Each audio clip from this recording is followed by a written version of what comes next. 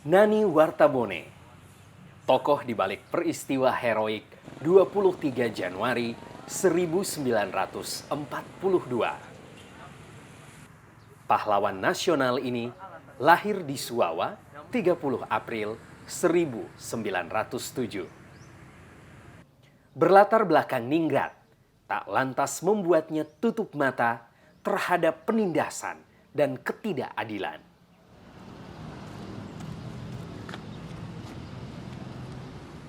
Jiwa nasionalisme Nani Wartabone telah nampak sejak remaja. Ia memulai perjuangan dengan mendirikan organisasi Young Gorontalo di Surabaya. Organisasi inilah yang menghimpun semangat juang pemuda-pemuda Gorontalo di tanah rantau kala itu.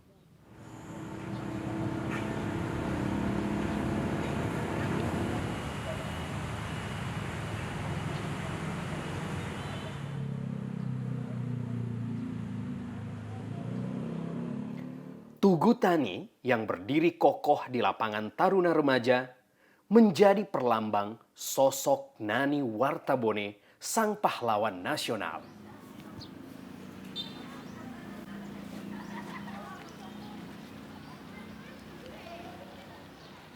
(23 Januari 1942), masyarakat Gorontalo berhasil mengambil alih kekuasaan yang saat itu dipimpin langsung oleh Nani Wartabone. Dengan perhitungan yang matang dan semangat yang menyala-nyala, mampu menggulingkan penjajah yang saat itu masih berada di tampuk pemerintahan.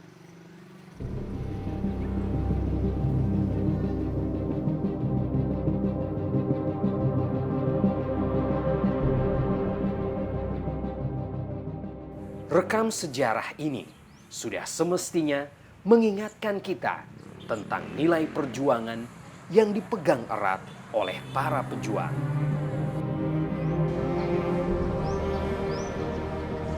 Peristiwa 23 Januari itu kita akan sebagai tonggak ya, tonggak untuk kemerdekaan Indonesia. Dan itu sebenarnya tonggak itu ada di mana-mana. Tapi yang lebih menonjol itu di Gorontalo. Peristiwa 23 Januari 1942. Dan kita ketahui bahwa perjuangan 23 Januari itu dia merupakan suatu perjuangan yang bersifat nasional. Mengapa nasional? Karena dia bersifat didukung oleh seluruh rakyat. Jadi bukan Nani Wartabone saja. Tetapi yang berjuang itu adalah gerakan pemuda, gerakan politik, gerakan organisasi masyarakat yang lain dan sebagainya. Bahkan di situ ada campuran bermacam-macam suku bangsa. Kalau dia hanya bergerak hanya karena untuk kepentingan pribadi tertentu, itu bukan gerakan merdeka. Yang berikut dia merupakan suatu gerakan yang mempunyai strategi. Jadi ada strategi awal. Bukan hanya begitu muncul dengan tiba-tiba, tapi ada suatu tahapan-tahapan. Tahapan yang pertama adalah menggembleng pemuda-pemuda. Jadi gembleng pemuda-pemuda itu di satu perkebunan, lalu kemudian di situ dibuat acara-acara seperti perkebunan, kemudian dia menanam macam-macam tanaman dan sebagainya. Lalu di situ dibuat yaitu gerakan-gerakan untuk membangkitkan semangat. Dan oleh sebab itu di situ ada yaitu semangat misalnya menyanyikan Indonesia Raya. Jadi Indonesia Raya itu dinyanyikan mereka di kebun. Kemudian di situ juga dipancangkan bendera merah putih. Dan yang berikutnya mereka juga digerakkan untuk berani berjuang. Jadi ada patriotisme di dalamnya.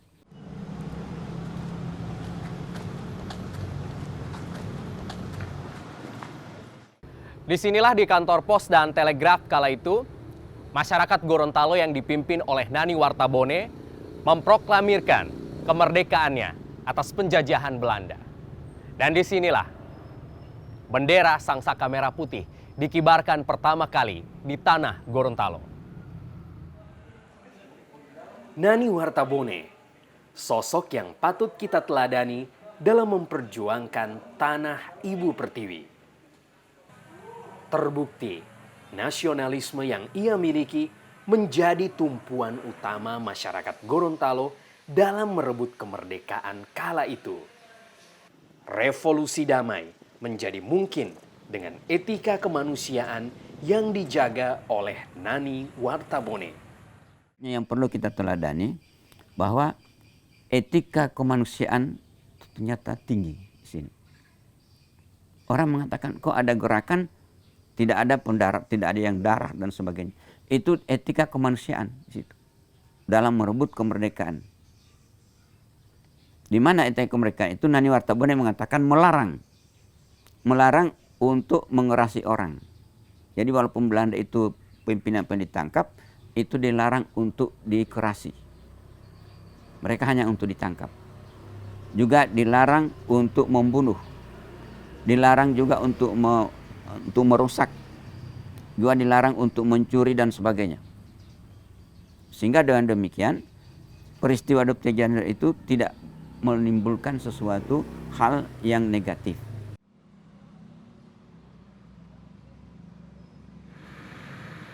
Warisan sejarah tidak melulu tentang tembok. Nilai perjuangan adalah hal yang pokok.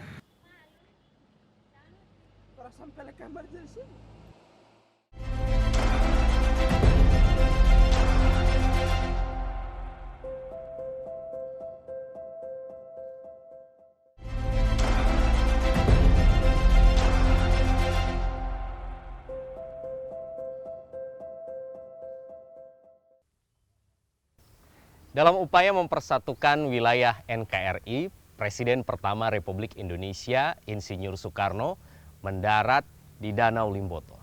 Tepatnya di Desa Iluta menggunakan pesawat Catalina atau orang-orang menyebutnya dengan pesawat amfibi. Gorontalo menjadi salah satu wilayah yang diperhitungkan oleh Insinyur Soekarno yang menjadi tonggak kesatuan wilayah NKRI.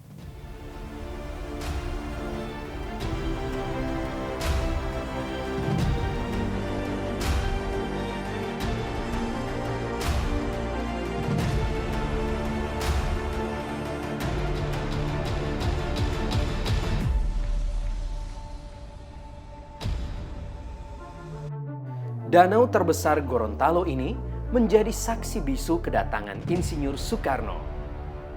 Dengan membawa iktikat persatuan NKRI, Insinyur Soekarno beserta rombongan disambut riuh oleh masyarakat Gorontalo kala itu.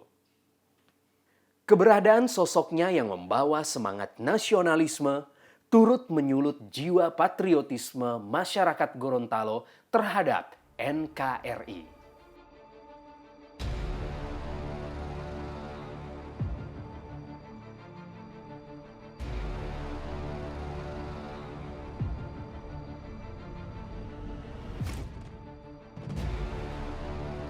Museum yang berukuran 5 kali 15 meter ini merupakan rumah yang dibangun pada masa kolonial Belanda tahun 1936.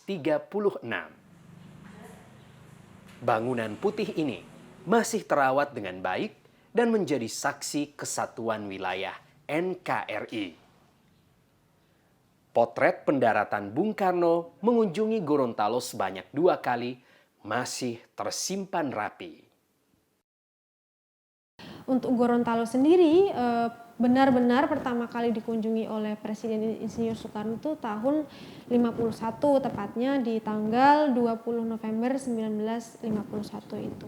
Kenapa kemudian Presiden begitu kekeh ingin melanjutkan perjalanan salah satunya ke Gorontalo? Karena yang kami lihat Gorontalo ini jelas punya nilai dan posisi penting dalam sejarah. Sebagaimana yang kita tahu, Gorontalo punya 23 Januari 1942 dan saya yakin ketika Presiden datang ke Gorontalo, beliau pasti sudah tahu bahwa Gorontalo itu membuktikan nasionalisme dan juga patriotismenya itu sudah tumbuh bahkan jauh sebelum kemerdekaan 1945. Karena di daerah-daerah lain itu sudah ada semangat untuk merdeka, tapi belum ada yang berani untuk melaksanakan kegiatan kemerdekaan.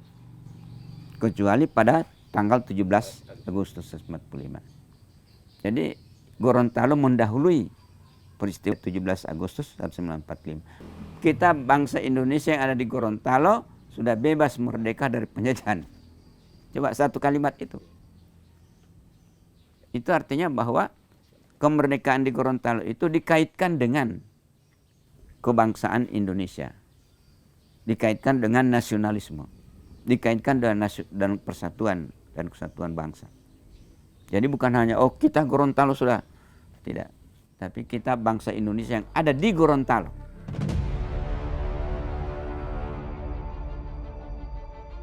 Kedatangan Insinyur Soekarno sebanyak 2 kali ke Tanah Hulondalo tidak lain untuk kesatuan wilayah NKRI. Setelah pendaratan pertama di Danau Limboto, Insinyur Soekarno diarak menggunakan mobil jeep dan melakukan rapat raksasa di lapangan Taruna Remaja, serta berpidato di hadapan masyarakat Gorontalo. Diskriminasi terhadap perempuan juga tidak boleh dilakukan. Konstitusi Indonesia mengizinkan perempuan menjadi presiden dan memegang jabatan publik. Diskriminasi terhadap perempuan bagaimanapun adalah jika perempuan dikurung di dalam rumah dan jika anak perempuan dilarang bersekolah.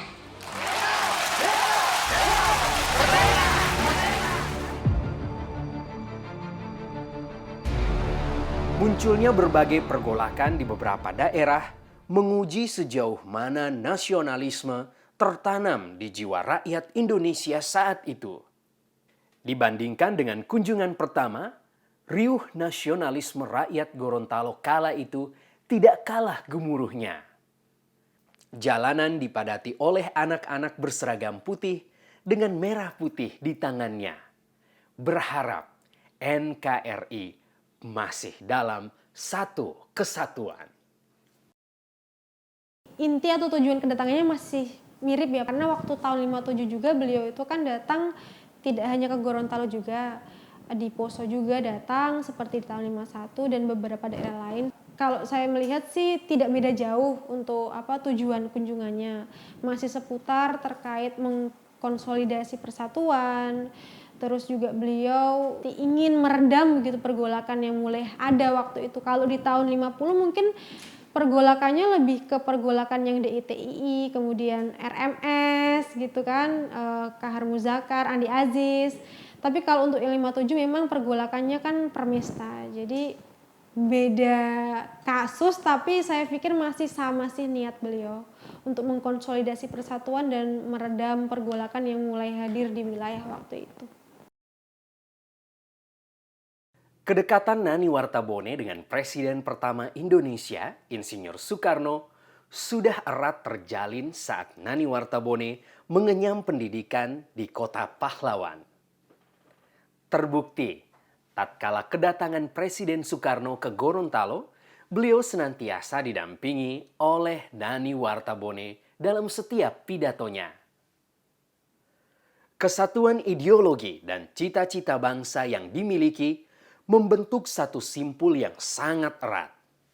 Kedekatan keduanya terikat di bawah bumi pertiwi, di bawah janji bangsa Indonesia. Jadi pada saat 23 Januari itu kan sifat-sifatnya dulu saya katakan.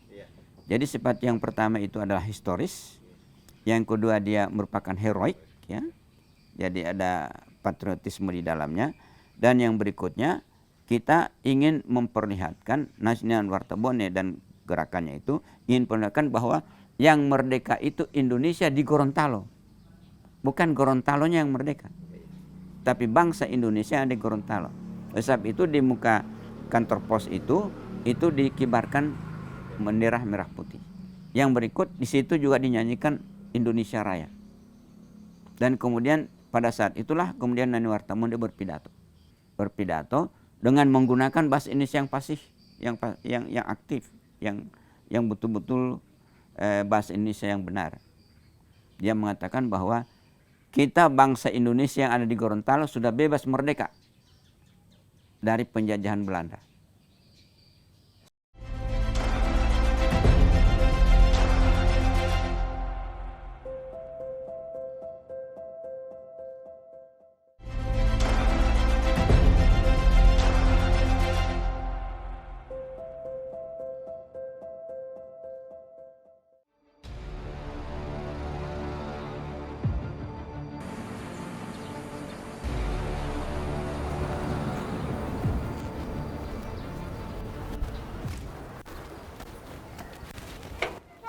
Makam ini masih ramai dikunjungi oleh wisatawan sejarah baik dari dalam maupun luar Gorontalo.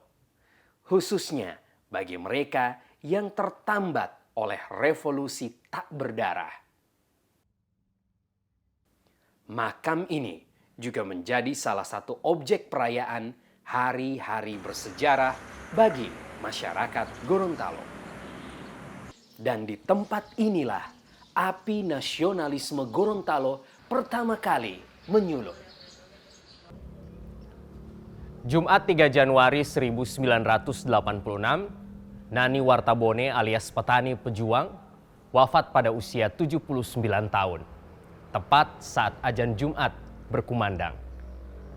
Putra kelahiran Gorontalo ini wafat sebagai seorang sederhana, seorang petani di tanah kelahirannya, Suwawa.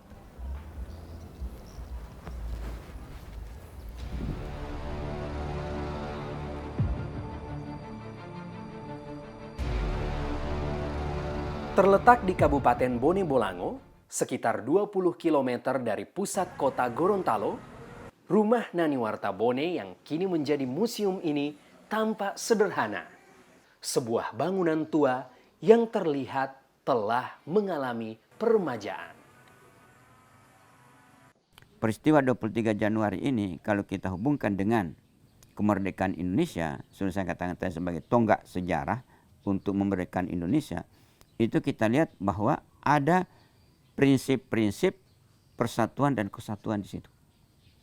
Jadi bukan hanya Nani Wartabone dan keluarganya, bukan hanya orang Suwawa, tapi seluruh orang Gorontalo ada di sini, ditambah dengan orang-orang yang berasal dari daerah-daerah lain ada di Gorontalo. Itu pertama. Jadi kalau kita katakan Negara Kesatuan Republik Indonesia sebenarnya mulai di Gorontalo, NKRI pada saat itu. Walaupun belum diungkapkan. Nah, yang berikutnya kalau kita melihat selanjutnya, sesudah ada perebutan yaitu kekuasaan, jadi Belanda sudah ditangkap, sudah masukkan penjara dan sebagainya, maka Nani Wartabone bukan mengangkat dirinya sebagai raja.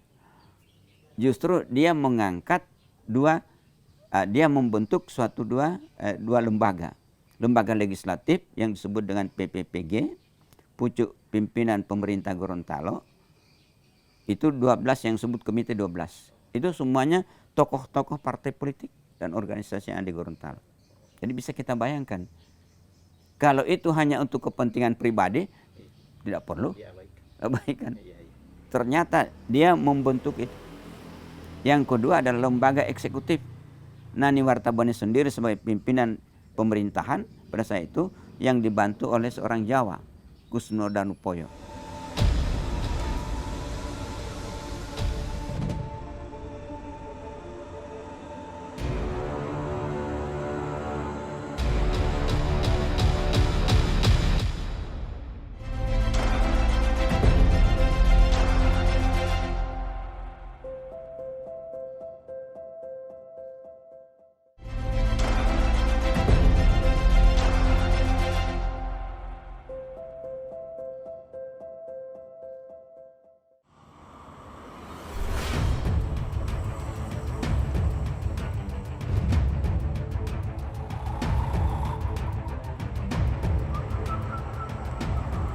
Kemajuan Gorontalo hari ini tidak terlepas dari semangat juang kemerdekaan yang dimiliki oleh para pejuang kita. Jiwa nasionalisme dan patriotisme dalam memerdekakan tanah dan jiwa membuat kita merasakannya hingga hari ini. Ada banyak hal yang bisa kita ambil, tapi terutama tentang bagaimana beliau berdua ini berhasil mengkonsolidasi semangat rakyat terkait dengan nasionalisme dan patriotisme. Terbukti dengan di tahun 42, di tanggal 23 Januari, Pak Nani berhasil merebut pemerintahan dari Hindia Belanda dengan cara yang sangat damai, tanpa ada pertumpahan darah. Dan Pak Soekarno yang seperti kita tahu, beliau merupakan salah satu tokoh kemerdekaan yang memproklamasikan juga kemerdekaan, dan dengan kemampuan diplomasi beliau juga Indonesia akhirnya berhasil untuk bebas merdeka dari penjajahan Hindia Belanda. apa yang dibuat oleh Nani Wartebone pada waktu yang dulu itu perlu kita teladani. Misalnya antara lain kita ingin persatuan dan kesatuan. Jangan NKRI itu cuma di mulut. Negara Kesatuan Republik Indonesia itu sudah diperlihatkan Nani Wartebone. Kalau kita menelusuri perjuangan Wartebone, di situ banyak sekali suku-suku bangsa. Ada orang Cina, ada orang Jawa, ada orang Arab, ada orang Sangir, Kalengkongan, Pendang Kalengkongan dan sebagainya. Dan pemuda-pemuda yang digembleng itu di perkebunan bukan hanya orang Suawa, tapi itu dari Batu Daa, dari Kuandang, dari apa dan sebagainya.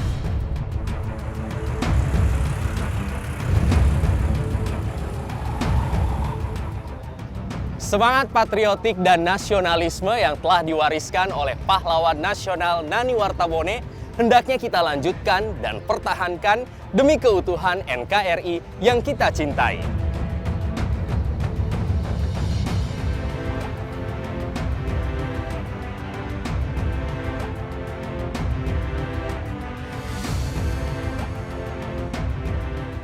Kita sebagai pemegang obor kemerdekaan sudah menjadi tanggung jawab bersama untuk tetap menjaga nyala api nasionalisme. Semangat nasionalisme para pejuang adalah apa yang harus tetap kita nyalakan. Semangat patriotisme tidak terbatas pada perjuangan melawan penjajah. Nyala semangat itu harus tetap membara, mengiring langkah membangun negeri.